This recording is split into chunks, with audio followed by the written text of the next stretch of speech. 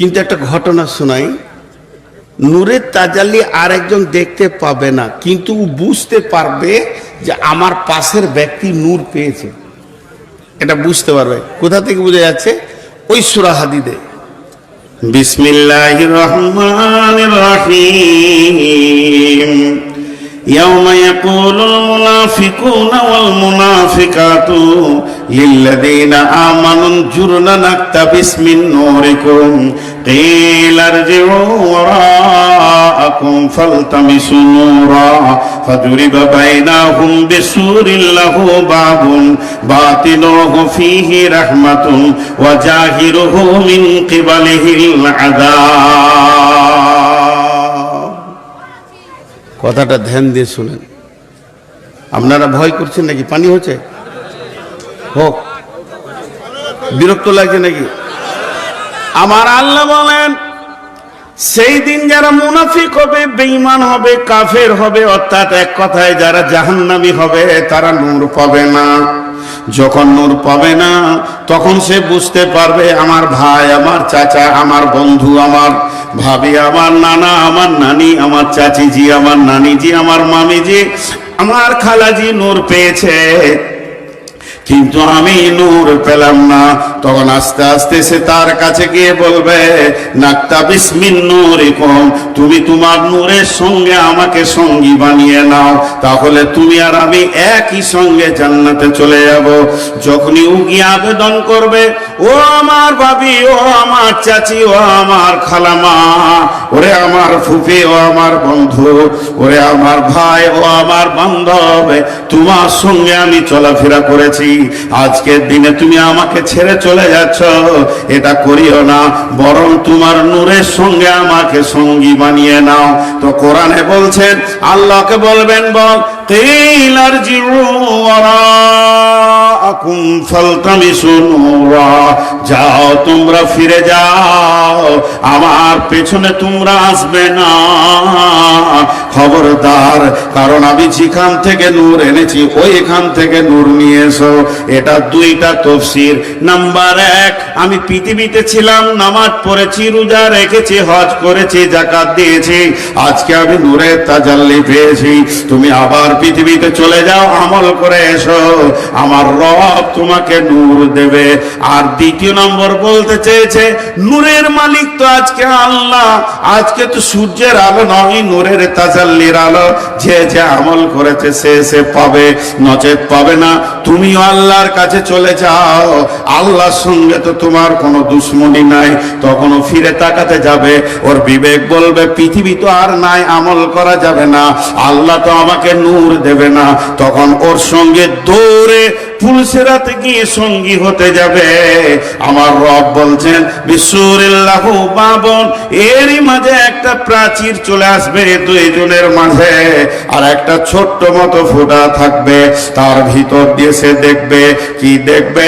বাতিনুহু ফীহি রাহমাতুন ওয়া জাহিরুহু মিন কিবালিহিল আযাব। সে দেখবে ওর ভিতরে যে চলে গেল, জান্নাতের দরজায় পৌঁছে গেল, আর যে ওর ভিতরে গেল না, দেওয়ালে গায়ে চলে আসলো, সে কঠিন আযাবের ভিতরে পড়ে গেল। এমন সময় জাহান্নামের আগুনটা দুধের ফাঁপ দেওয়ার মতো ওই বেঈমানের পায়ের কাছে এনে দেবে, তখন টক করে ও জাহান্নামে পড়ে যাবে। জাহান্নামে পড়বে তো মুখ বন্ধ হবে না, কি বলবে শুনলেন? কোরআন বলছেন, ইনাদুনাকুম আলাম নাকুম মাকুম, চিৎকার মেরে বলবে, আমি কি তোমার সঙ্গী ছিলাম না? তখন ও বলবে, কলু বালা, চায়ের দোকানে, মিষ্টির দোকানে, বাজারে, সব জায়গায় তুমি আমার সঙ্গী ছিলে, ওয়ালাকিন্নাকুম ফাতানতুম আনফুসাকুম ওয়া তারাব্বাসতুম ওয়া রাতাবতুম ওয়া গাররাতকুমুল আমানিয়ু হাত্তা জাআ আমরুল্লাহি ওয়া গাররাকুম বিল্লাহিল গারুর। মাগরুর। তুমি দিনকে সন্দেহ করেছিলে, তুমি আজকের দিন অপেক্ষা করেছিলে, তুমি নিজেকে নিজেই ফিতনায় ফেলেছিলে। আমি রোজা রেখেছিলাম, তুমি রোজা রাখোনি। এই রকম বেঈমানি করার কারণে আল্লাহ এই অবস্থা করেছে।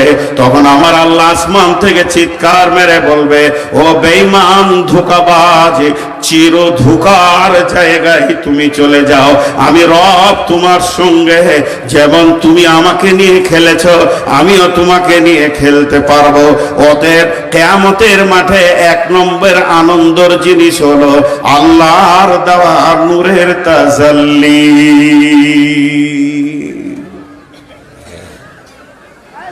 খুব জোর পানি হচ্ছে নাকি? হাওয়া উঠেছে, পানি হবে না। আসলে আমার একটু হাওয়া উঠেছে, অত চিন্তা করার কিছু নেই, আর হয়তো হবে। জি হ্যাঁ, তো এইটা একটা গেল।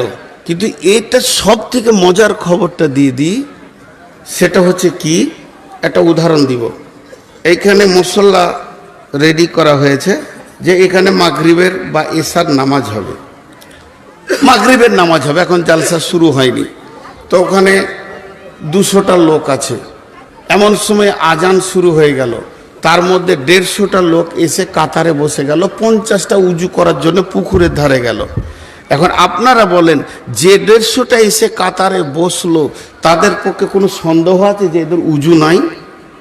উজু আছেই বলি কাতারে বসেছে। তো আল্লাহ তাবারক ওয়া তাআলা দেখেন কি বলছেন, কত গ্যারান্টি দিয়েছেন আপনাকে আনন্দ দেওয়ার জন্য কিয়ামতের মাঠে। বিসমিল্লাহির রহমানির রহিম। ইয়াওমা তাবিয়াদ্দু উজুহু ওয়া তাসওয়াদ্দু উজুহু ফাআম্মাল্লাযীনা আসওয়াদ্দাত উজুহুহুম আকাফারতুম বা'দা ঈমানিকুম ফাযুকুল আযাবা বিমা কুনতুম তাকফুরুন ওয়া আম্মা লাম ইয়াজ্জাত উজুহুহুম ফাফি রাহমাতিল্লাহি হুম ফিহা খালিদুন। আল্লাহ বলছেন, যখন ইসরাফিল সুর ফুঁকবে, তোর দল দল কিয়ামতের মাঠে উঠবি। আর যখনই কিয়ামতের মাঠে উঠবি, তখন কি হবে, অটোমেটিক তোদের শরীরে নূরের আলো লাগতে শুরু করে দেবে। কিছু লোক আছে যাদের নূরে ঝকমক হতে লাগবে, এমন কিছু লোক কিয়ামতের মাঠে থাকবে তাদের চেহারাগুলো কালো হবে, দেখতে পরিষ্কার পরিচ্ছন্ন ছিল তাও কালো হয়ে যাবে। আল্লাহ তাবারক ওয়া তাআলা বলছেন, যাদের চেহারাগুলো কালো হবে তারা ঈমান আনার পর কুফরি করেছে। আল্লাহ বলছেন, ফাযুকুল আযাবা বিমা কুনতুম তাকফুরুন, তোমরা আযাবকে চিখো যেহেতু তোমরা কুফরি করেছো। ওয়া আম্মা লাম ইয়াজ্জাত উজুহুহুম ফাফি রাহমাতিল্লাহি হুম ফিহা খালিদুন, যাদের চেহারাতে নূরের আলো লেগে যাবে, ভালো করে শুনেন, খুব মনোযোগ, কিয়ামতের মাঠে ওঠার সঙ্গে সঙ্গে এখন মিজান আসা বাকি, দাঁড়িয়ে আল্লাহ পাল্লা আসা বাকি, জাহান্নামকে আনা বাকি, জান্নাত আসা বাকি, আল্লাহর আরশ আসা বাকি, বিচার শুরু হওয়া বাকি, অনেক কাজ বাকি আছে। আর কিয়ামতের মাঠে ওঠার সঙ্গে সঙ্গে তোমার শরীরে যদি নূর লেগে যায়, আমার আল্লাহ বলছেন, ফাফি রাহমাতিল্লাহি হুম ফিহা খালিদুন, তুমি নিশ্চিত হয়ে যাও তুমি আল্লাহর দয়ার ভিতরে চলে এসেছো। এখন বিচার অনেক দের আছে, বিচারের সেই পরিস্থিতি তৈরি হবে যে বিচার শুরু হবে। তোমার হাতে নূর লেগে গেছে মানে তুমি জেনে লাও যে তুমি আল্লাহ রহমতের আওতাভুক্ত ঢুকে গেছো। কথাটা বুঝাতে পারলাম? কিয়ামতে উঠেই ও আনন্দ করতে লাগবে, উঠেই আনন্দ করতে লাগবে। খুব বেশি হচ্ছে নাকি? একটু বসেন। হ্যাঁ, খুব জোরে হচ্ছে না?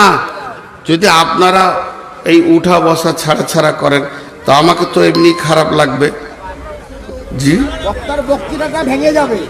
হ্যাঁ, বিসমিল্লাহির রহমানির রহিম। নাম্বার 2, রোজাদারে দুইটি খুশি, একটি খুশি ইফতারে, অপরটি হয় আল্লাহর দিদার রোজ হাসরের প্রান্তরে। কিয়ামতকে সাজানো হবে। প্রথম কিয়ামত শুরু হবে, সুর ফুঁকার পর বিশ্বনবী প্রথম উঠবেন, তারপরে সমস্ত কবরওয়ালারা উঠবে, তারপরে এক জায়গায় করা হবে, এরপরে আল্লাহ সিংহাসনকে আনা হবে, তারপরে দাঁড়িপাল্লাকে আনা হবে, তারপরে আল্লাহ বলবেন আমার সামনে নেকি আর গুনহার দপ্তর রেখে দাও, এরপরে সার্টিফিকেট গুলোকে জমা করে দাও, জান্নাত জাহান্নামের সার্টিফিকেট জমা করে দাও, এরপরে জাহান্নামকে টেনে আনা হবে। আল্লাহর নবী বলছেন ইউতাবি জাহান্নামা সাবঈনা আলাফিন জিমামিন মা কুল্লি জিমামিন সাবঈনা আলাফিন মালাকিন, ৭০,০০০ লাগাম দিয়ে জাহান্নামকে আনা হবে, আর এক একটা লাগামে ৭০,০০০ করে ফেরেশতা থাকবে, আর ওই ফেরেশতাদের টেনে নিয়ে এসে হাসরের ময়দানে জাহান্নামকে রাখা হবে, জাহান্নামের পরপরে জান্নাতকে রাখা হবে। বিশ্বনবী বলছেন ইজা উজিয়াত তরিক ফি জাহারি জাহান্নাম, এবার পুলসেরাতকে জাহান্নামের উপরে ফিটিং করা হবে, তারপরে বিচার শুরু হবে। এবার বিচার এক দিয়ে শুরু হবে, একদিন জিরো দিয়ে বিচার শেষ হবে। তার মানে বিচার শুরু হওয়ার আগে সারা হাসরের ময়দানে ইমানদারদের জন্য নূরের তাজাল্লিতে ভরে যাবে। এটা এক নাম্বার। নাম্বার 2, এবার বলছি আল্লাহর সঙ্গে কিয়ামতের মাঠে মুলাকাত হবে, আল্লাহর সঙ্গে দেখা হবে। লাও এখনো জান্নাত গেলাম না, কিয়ামতের মাঠে আল্লাহর সঙ্গে দেখা বলে। হ্যাঁ, একটা ছোট্ট উদাহরণ দিই। ৫-৭খানা কেসের আপনাকে আসামি করেছে, কঠিন ব্যাপার, ফাঁসি হয়ে যেতে পারে সবাই বলছে এলাকার, কিন্তু যে জজের হাতে সার্বিকভাবে সমস্ত রাজনৈতিক দল ছেড়ে দিয়েছে আপনার বিচারটা, আপনি যা করবেন ওকে খালাসও দিতে পারেন, ওকে ফাঁসিও দিতে পারেন, সেই জজ আপনার বাড়ি এসছে ফাইসালার 1 সপ্তাহ আগে। বলেন কেমন লাগবে? যার হাতে সব ফাইসালা, সেই জজ যেদিন আপনার ফাইসালা ডেট তার 1 সপ্তাহ আগে আপনার বাড়ি এসছে আপনাকে দেখা করতে। সুযোগটা কেমন? যেটা কথা বলে না ভালো। সারা পৃথিবীর সমস্ত হাসরবাসীকে যদি আল্লাহ জাহান্নাম দিয়ে দেয় তো কেউ কিছু করে নিতে পারবে না। সমস্ত হাসরবাসীকে যদি জান্নাতে দেয় তো আল্লাহর বিরুদ্ধে কেউ কিছু করতে পারবে না। এই রকম সুপ্রিম কোর্ট, এই রকম মাবুদ যার বিরুদ্ধে টু শব্দ করার কারো কিছু নাই, বিচার শুরু হওয়ার আগে সেই আল্লাহ কঠিন কিয়ামতের ময়দানে বলবে হাসরবাসীরে আয়, তোদের রব তোদের মুলাকাতে এসেছে। সেটা কোন আমলে? সেটা কোন আমলে? আল্লাহ তাবারাক ওয়া তাআলা হাদিসে কুদসির মধ্যে বলছেন, এটা ইয়াকুলুল্লাহু আযজা ওয়া জাল কুল্লু আমাল ইবনে আদম লাহু ইল্লা সিয়াম ফাহুয়া লি ওয়া আনা আজজিবি ইন্নামা ইয়াতরুকু তা'মাহু ওয়া সারাবাহু। রমজানের দুটি খুশি, একটি খুশি ইফতারে, অপরটি হয় আল্লাহর দিদার রোজ হাসরের প্রান্তরে। যতজন রোজা রাখবে আল্লাহ বলছেন যারা সমস্ত বানি আদম যত ইবাদত করে সমস্ত ইবাদতের ভিতরে লোক দেখানি আছে, কিন্তু সিয়াম এমন একটা ইবাদত এর মধ্যে লোক দেখানি থাকে না। যতজন রোজা রাখে তারা আমার জন্য রাখে, আর এর বদলা আমি নিজেই হয়ে যাব কিয়ামতের মাঠে। আমি বলবো আয় আয় গোলামের দল আয়, তোরা আমার জন্য খাওয়া ছেড়েছিলি, আমার জন্য পান করে ছেড়েছিলি, তোদের দিলের ভিতরে কত খাওয়ার চাহিদা ছিল, কিন্তু তোরা ছেড়ে দিয়েছিলি। তার একটাই কারণ, তোরা আমার জন্য খাওয়া পান করা ছেড়েছিস। অতএব আমি রব হাসরের মাঠে তোদের মোলাকাতে এসেছি। আয় আয় আয়, তোদের বদলাকে তোরা কোলে জড়িয়ে ধরে নে। অতএব রমজান একটা এমন ইবাদত যে আপনার হাতটা ধরে হাসরের মাঠে আল্লাহর মোলাকাত ঘটিয়ে দেবে। এর জন্য কবি বলছেন, ইসলামেরই সাউদানি আসছে ধরাই রমজান, ঘরের আগে নিয়ত বন্ধ ভুল করো না মুসলমান। রমজানেরই 30 রোজা মাপ হবে তোর গুনার বোঝা, মাসুম শিশুর মতো আল্লাহ জীবন তোমায় করবে দান। ইসলামেরই সওদা নিয়ে আসছে ধরায় রমজান, ভোরের আগে নিয়ত বান্ধ ভুল করো না মুসলমান। এই রাসেতে একটি রাত্রি শবে কদর, নামটি যার 1000 মাসের সেরা সেরাত, ঘুচায় পাপীর দুঃখ ভার। এ রাতেরই উপাসনা আল্লাহর প্রিয় নজরানা, এই রাতেতে নাজিল হলো নবীর উপর পাক কুরআন।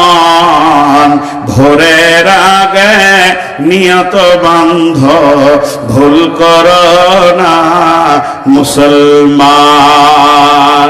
বেহেশতের 8 দরজা, রাইয়ান নামে একটি দ্বার, সেই দ্বারেতে ঢুকবে কেবল যারাই আল্লাহর রোজাদার।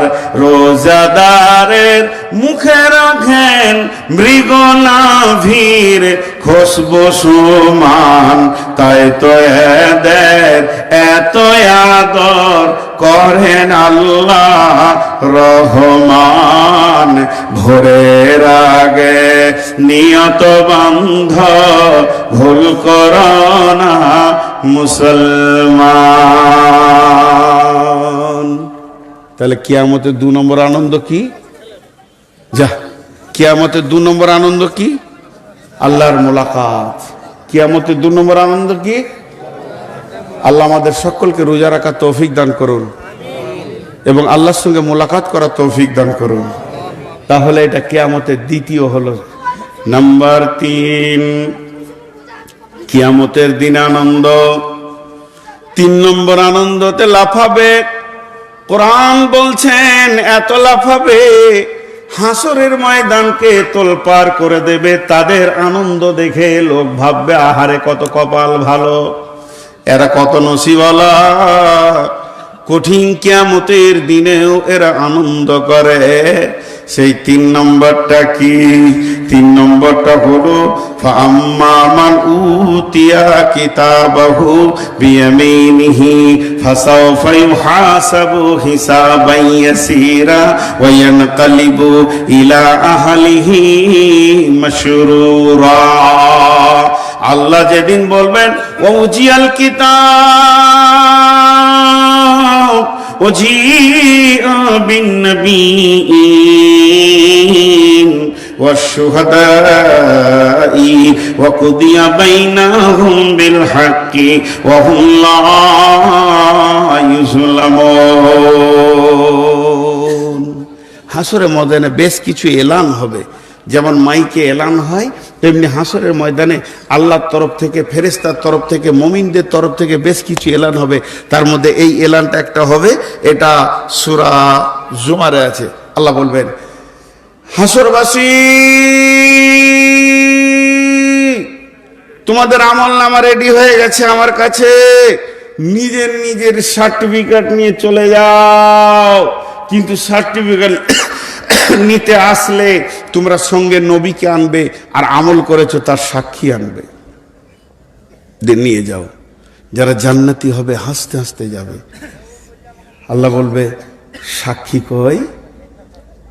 বান্দা বলবে আল্লাহ আপনি তো কোরআনে বলেছেন সীমাহুম ফি উজুহিহিম মিন আসারিস সুজুদ। আল্লাহ এখানটা কালো হয়ে গেছে, হাঁটুগুলো কালো হয়ে গেছে, বকরির মতো ছাগলের মতো সাজদা করে করে। এটাই তো আমার সাক্ষী। গোড়ালিটা কালো হয়ে গেছে, এটা সাক্ষী। নবী কই? গোলাম বলবে বান্দা, বান্দা বলবে আল্লাহকে মাবুদ আপনি কুদরতের চোখ দিয়ে দেখেন, আপনার নবীকে সঙ্গে করে এনেছি,